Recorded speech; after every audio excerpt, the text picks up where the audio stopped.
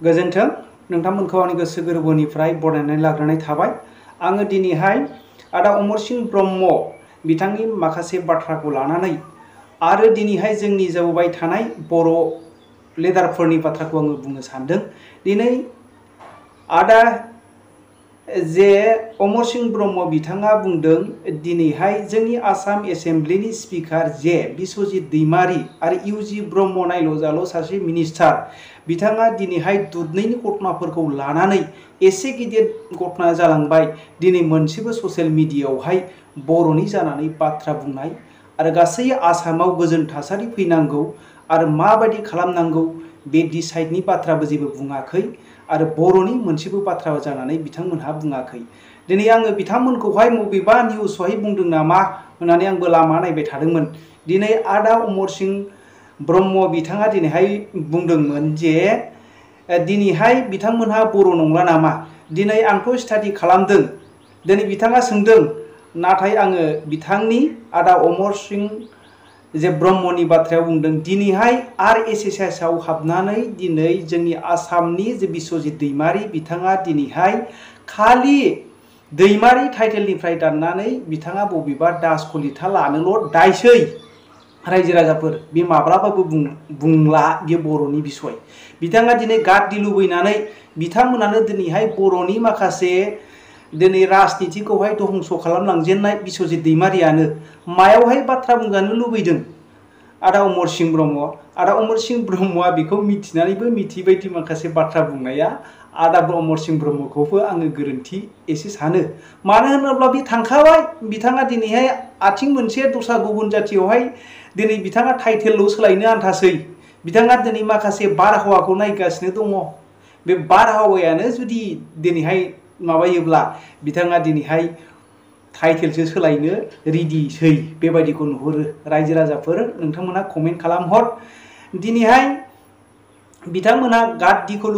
लुबैनानै गाद्दिनिफ्राय सेजानो लुबैनानै जिरायनांजानो गिनानै बे बाथ्राखौ माब्लाबाबो गुबुन हारिनि थाखाय बुंनाय नङा। दिनैहाय जोङो बर'नि अभाब अभियोगफोरखौहाय नायथों आरो हेफाजाब होथों होननानै जोंनि गासै बर' रायजो राजाफ्रा दोलै नोगोरै बेबायदिनो ज' बिथांमोनखौ हेफाजाब होबोदोंमोन भट होबोदोंमोन। नाथाय दिनैहाय उरखाव गोरावखौ मायाव बुंजानो लुबैबावो आदा अमर सिंह ब्रह्मआलाय। दिनै बिथाङा मिनिस्टार जानो हागौ। बिथाङा दिनै बोरायबाय बुंनो हानायनि एनार्जि गैला। बिथांमोनखौ फैगौ इलेक्सनावनो बिथांमोनखौ जिरायहोनो जोंनि बर' रायजो राजाफ्रा थाग थियारि खालामनांगौ। नंगौना नङा रायजो राजाफोर? उरखाव ब्रह्महा दिनै मावनो हानायनि एनार्जि गैला। बिथाङा दिनै बोरायबाय। बिथांमोननिफ्राय बाथ्रा बुंनो जानो दालुबैसै। बिसोरो सम एफा एनैल' बुंनो हासिगोन। नाथाय दिनैहाय बिथांमोनहा बोरायनायखाय गासैबो बाथ्रायावहाय बाहागो लानो हाला। गासैबो खामानियाव बाहागो लानो हाला। हारिनि थाखाय दिनै बिथांमोनहा मावनो हाला। खुनुरुखुम नैबे टार्म्सखौल' बिथाङा दिनै इउजि ब्रह्मआ मावसिगोनखौ जोङो नुहुरो। दिनै जुदि बैयावहाय जुदि माखासेफ्रा हिट होनानै नेक्स्टआवहाय जुदि बिथाङा मान सनमान हिसाबै बिथाङा दारायनो हागौ। दिनै रायजो राजाफ्रासो बेखौहाय डिसाइड खालामनांसिगौ। दिनै बिथाङा रिटायारनि सम जाफैबाय। बिनिखायनो बिथांखौ दिनैहाय रिटायार होनांसिगौ। दिनैहाय उरखाव गोरा मोनबायदि बिथांखौ दिनै जोङो बेफोरखौ गासै डिसाइड खालामनांगौआ जों रायजो राजानि। नाथाय जोंनि दिनैहाय लुबैनायखौ बिथांमोनहा माब्लाबाबो सुफुंनो हानाय नंला। आदा अमर सिंह ब्रह्म दुखु दा मोनसै। आं नोंथांनि बे कुइसनावहाय आं दिनै रोखा बुंहरनाय जाबाय। दिनै बोराय बिथाङा खुनुरुखुम नैबे टार्म्सखौल' मावनो हासिगोन। बिथाङा रिटायार लासिगोन। गावनि मान सन्मानखौल' बासायनो आन्था बिथाङा नेक्स्टआवहाय इलेक्सन दारायनो हागौ।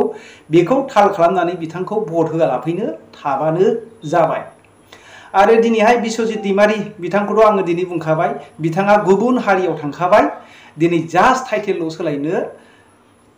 बाखिसै बिथाङा। बेनिखायनो बिथांमोननिफ्राय बर' हारिनि थाखाय खामानि मावजानो दालुबैसै।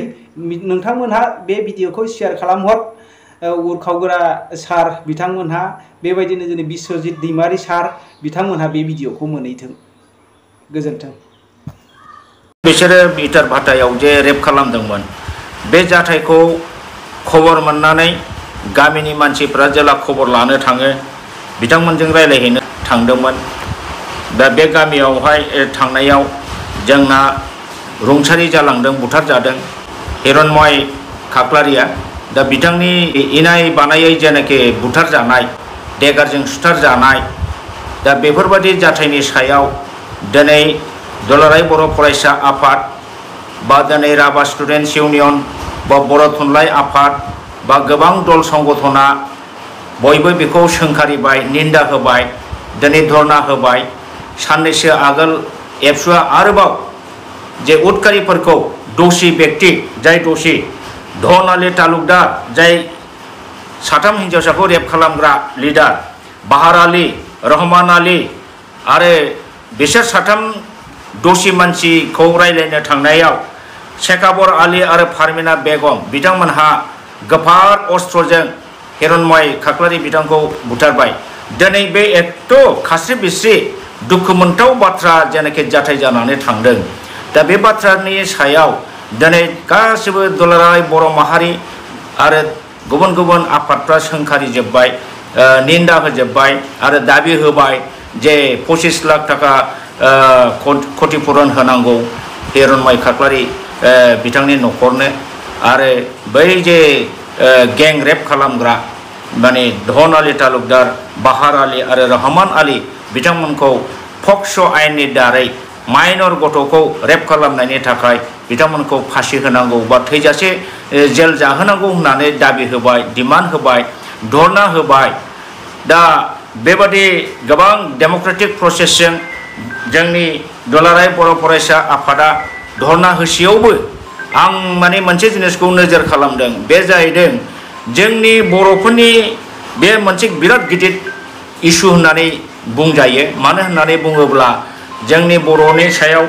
गुबुन हारिनि मानसिया बिसेसकै मुस्लिम कास्टनि माखासे उदखारिया जेरैबायदि जाथाय खालामबाय बे बिराद दुखु गोनां बाथ्रा जादों निन्दा खालामथाव बाथ्रा जादों दा दिनै बे बेलायावहाय बर'निनो जेनाखि केबिनेट मन्त्रि बिथां उर्खाव गोरा ब्रह्मआ दिनैसिमबो बे बेलायाव फंसेबो खोथा बिथाङा निस्सय बुङाखै आङो नुनो मोनाखै बहाबा चेनेलाव बुंदोंब्ला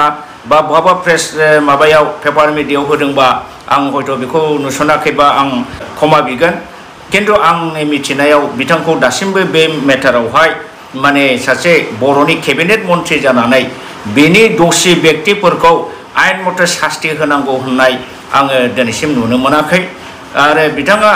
आरो जे जानाखि हिरण्मय खाख्लारि बिथाङा बुथार जादों अयनाय भाबै सासे सेंग्रा मानसिया आरो बे हिसाबै न'खराव बिथांनि थैनायाव बा रुंसारि जानायाव न'खरा जोबोद खहा जादों दा बे हिसाबै सरकारा मोनसे कम्पेनसेसन हिसाबै माने क्षतिपुरन होनांगौ होननानै माने बुंजागौमोन उर्खाव गोरा ब्रह्म आरो जोंहा बर'नि गेजेराव दङ आसाम एसेम्ब्लिनि स्पिकार बिथां बिश्वजित दैमारि मोनहा दा दिनै बिथांमोनहा मानो फंसेबो खोथा बुंदिया ना बिथांमोनहा बर' नङा बा बे बर'नि मोनसे इस्यु नङा नामा बर' जातिनि दुखु नङा नामा नायल' जाल' केबिनेट मन्त्रि सासे उर्खाव गोरा ब्रह्म दं दिनै स्पिकार दं बिश्वजित दैमारि बिथांमोनहाथ' एटलिस्ट बुंनांगौमोन ना जे मन्त्रियाव थाब्ला कि खोथा बुंनो हाया नामा गोदो गोदायथ' जों नुबोदों जेला बर' आरो मुस्लिम दावराव जायो अब्ला सिद्दिक आहमेद मोनहा बे समाव मिनिस्टारमोन बिथांमोनहा गोबां बर'नि एगेन्स्टै गाज्रि गाज्रि खोथा बुंबोदों दिनै गाज्रि खोथा बुंनाङा एटलिस्ट बिथांमोनहा सरकारि मानसि हिसाबै मन्त्रि हिसाबै नैबे खोथाखौ बुंनो हायोमोन बिथांमोनहा जे जे घटना जालांबाय बे घटनाया दुखुनांथाव जादों अयनाय जादों इलिगेल जादों आरो बे दोषिफोरखौ माने आयेननि दारै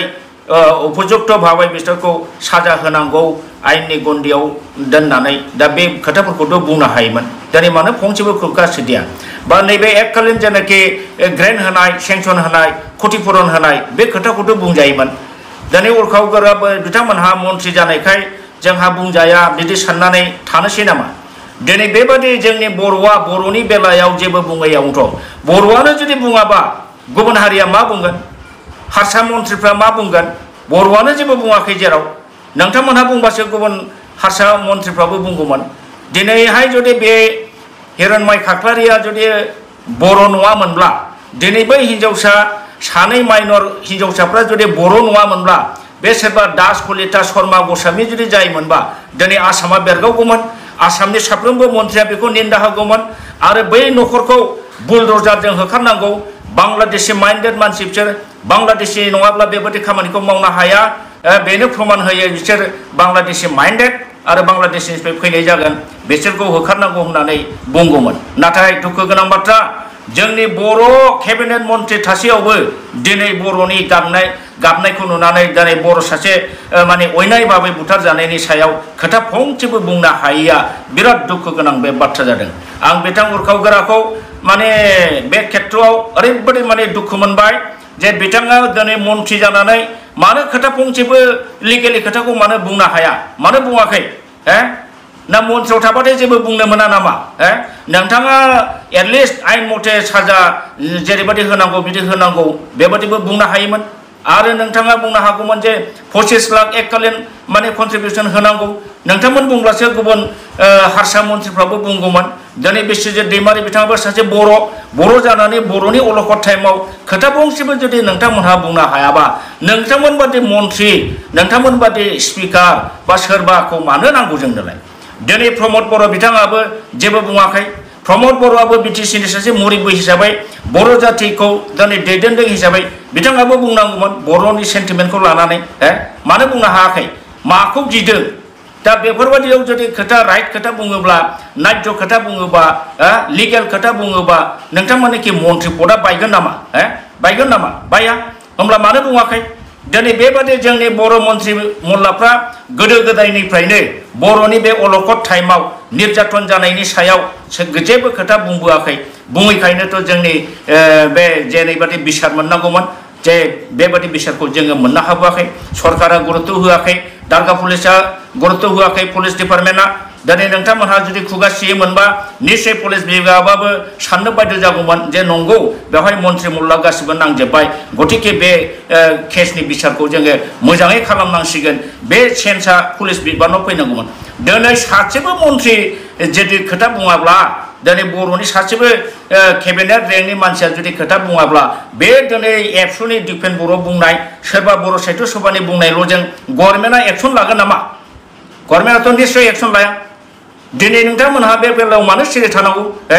अब्ला बेबादि सिरि थायोबा नोंथांमोनहा जातिनि थाखाय मा मावनो ओंखारदों मा मावगोन नोंसोर होमब्ला नोंसोरखौ भट होनानै बर' हारिया दिनै दैथायहरनानै मा मुलाम्फा जाखो उरखाव गोरा बिथाङाथ' जे समष्टिनिफ्राय फैदों कमप्लिट बियो एसटि समष्टि सापागुरि समष्टि बे ओनसोलनि रायजो राजायाथ' बर'फ्रासो नोंखौ भट होनानै माने दैथायहरदोंमोन दिनै बर'नि भट लानानै देरहालांनानै केबिनेट मन्थ्रि जानानै उरखाव गोरा बिथाङा जातिनि अलखदाव फंसेबो खोथा बुंनो हायाबा बेबादि मन्थ्रिखौ जोंनो मानो नांगौ बिदिबाथ' नोङो मन्थ्रिखौ गारनानै सिरि जिरायनानै थानायानो मोजां आरो एटलिस्ट न्याय बिसार न्याय बिसार माने कारेक्ट जाजमेन्ट बे जाजमेन्टखौथ' नोंथांमोनहा होनांगौ होननानैथ' बुंनो हायोना मानो बुंनो हाया बेखौ बुंनायाव नोंथांमोनहा मा अपराध जायो जेबो अपराध जाया दा बेबादि नोंथांमोनहा डिफेन्ड होयैयावनो दिनै बर' हारिखौ जावले दिनै गुबुन हारिफ्रा नाख्रेबनो अयथासार खालामनो बर' हिन्जावफोरनि सायाव निर्यातन खालामनो गोहो बोलो मोनगासिनो दं बे एकमात्र जोंनि बर' माने बसा लिडारफ्रा जेबो खोथा बुङैनि थाखायनो बेबादि जागासिनो दं दा बेफोरबादि जाथाया दिनै बर'नि गेजेराव बिराद दुखु गोनां बाथ्रा आङो निन्दा होयो उरखाव गोरा बिथां बिश्वजित दैमारि बिथां आरो बेनिफ्राय प्रमद बर' बिथां बिथांमोननि बे सिरि थानाया जोंनि जातिखौ निर्यातन खालामनायाव मदद होनाय बादि जादों अर्थात बर'फोरखौ बेबादि अयथासार इलिगेल इनाय खालामब्लाबो जेबो जाया होननाय बादि जादों आरो बे हिसाबै आं बुंगोन दिनै दिपेन बर' एबसुआ गोबां दल संगठन लानानै जेसेबांखि हख्राव मानो जोंनि बै मन्थ्रिफ्रा जुदि खोथा बुङाब्ला गभर्नमेन्टआ मालाबाबो मोदोमाव नाङा बेखायनो दिनै उरखाव गोराखौ देरहाहोनायावबो जोंहा दिपेन बर'मोनहा एबसुआ कन्ट्रिबिउसन होदोंमोन दिनै दिपेन बर'आ होख्रावगासिनो दं नाय बिसार जानांगौ आरो बिसोरनि न'खौ बुलडजारजों बुखुनांगौ होखारनांगौ होननानै बुंदों दिनै मानो मदद होदिया दिपेन बर'खौ बेनो जोंनि बर' मन्थ्रि मुल्लाफोरनि माने माबाया आखला दिनै दिपेन बर'आल' हारसिङै जुजिनांगौ नामा बर' थुनलाइ आफादाल' जुजिनांगौ नामा बा गुबुन गुबुन छात्र संगठनाल' जुजिनांगौ नामा नोंथांमोनहाथ' मिनिस्टार रेंक हिसाबै नोंसिनि फंसे फंनै खोथायानो बिराद भेलु होयो आच्छा दसिफोरखौ नोंसोर जेबो बुंला क्षतिपूरण हिसाबै जाय हिरण्मय खाख्लारिनि न'खरा दिनै धंस जाबाय बियो इयुनाव साख्रि बाख्रि लानानै न'खौ बेंगौमोन बिमा बिफाखौ नायगौमोन बिदा फंबायखौ नायगौमोन बेनि क्षतिपूरण हिसाबै 25 लाख थाखा होनायाव गभर्नमेन्टहा जेबो खहा जाया बेखौनो होनायनि खोथाखौ नोंथांमोनहा बुंना मानो बुङाखै दा बेखौ बिथांमोननि जे साइलेन्ट जेनाखि थानाय बे थानायनि सायाव आङो जोबोद खुद्रिदों आरो आं निन्दा होदों बेबादि जानो नाङा जोंनि बर'फ्रा नांगौ समाव बे रोखोमनि भइस होनो हायैयावनो बर'आ दिनै जुगे जुगे बारे बारे निर्यातन जागासिनो दङ आरो बर'खौ नंखायनो दा रावबो हारिया गिया दा बेबादि जानो नाङा आरो जोंनि दिपेन बर' बिथाङा बे उर्खावमोनखौ बुंहरनांगौ जाहाथे बिनि सायाव माने खोथा बुङो जाहाथे भइस रेज खालामो आरो क्षतिपूरण होनायनि बेलायाव जाहाथे बिथांमोनहा सरकारखौ प्रेसार होयो बेखौ बुंहरनांगौ दा बेखिनिखौनो दुखु प्रकाश खालामनानै रागाजों दिक्खारजों दिनै आङो बे आंनि गोसो सिङाव जेनाखि दुखु मोनखांनाय बेखौ फोरमायबाय उर्खावगोरा बिथांनिसिम सायाव आंहा दुखु दङ दिनै स्पिकार बिथां बिश्वजित दैमारिनि सायाव दिक्कार दङ दिनै प्रमद बर'नि सायाव दिक्कार दङ बिथांमोनहा बेवहाय जथेस्थ रल लानांगौमोन बुंनांगौमोन बिथांमोनहा बक्तब्य दंथारोमोन बे साइलेन्ट थानाया सुथुर हान्जाखौ माने गोहो बोलो होनाय बादि दिनै जादों बेखिनिखौनो आं दिनै आंनि दुखुनि बाथ्राखौ फोरमायनाय जाबाय।